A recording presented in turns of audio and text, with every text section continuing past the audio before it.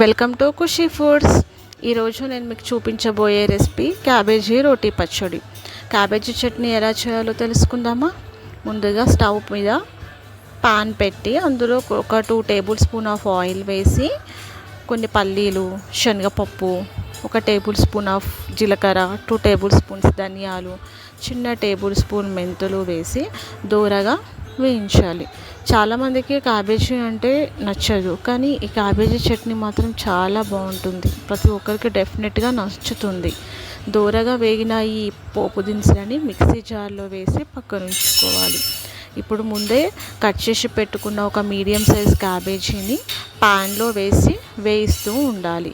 3 to 4 medium size టమాటాలని slices లాగా cut చేసి రెండింటిని కలిపి వేయిస్తూ ఉండాలి.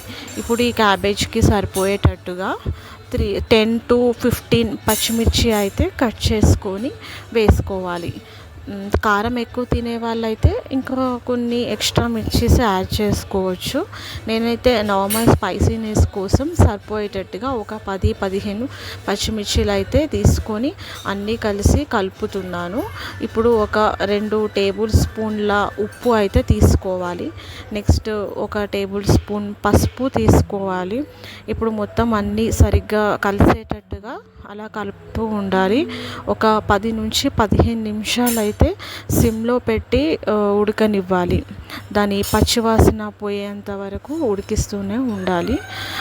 ఈ పచ్చడి రోట్లో వేసి నూరితే చాలా టేస్ట్ ఉంటుంది. బట్ మనకు అంత టైం అనేది ఉండదు కాబట్టి మిక్సీ జార్లో చేసినా కూడా బాగానే ఉంటుంది. ఎవ్రీ వీక్ ఒక్కసారైనా సరే ఈ పచ్చడి తింటే మన బాడీకి చాలా విటమిన్స్ అనేటివి అందుతాయి. దీంట్లో కొంచెం అంత చింతపండు తీసుకోవాలి. ఆల్రెడీ టమాటాస్ తీసుకున్నాం, కానీ చింతపండు తీసుకుంటే ఇంకా కొంచెం పులుపు అనేది ఉంటుంది. టేస్ట్ కూడా బాగుంటుంది.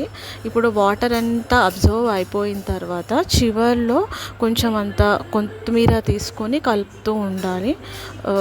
కొన్ని పచ్చళ్ళకి లాస్ట్లో కొత్తిమీర తీసుకుంటే టేస్ట్ అనేది బాగుంటుంది. అది కూడా మొత్తం వాటర్ అంతా ఇంకిన తర్వాత దింపే ముందు మనం ఆ కొత్తిమీర అనేది యాడ్ చేసుకోవాలి.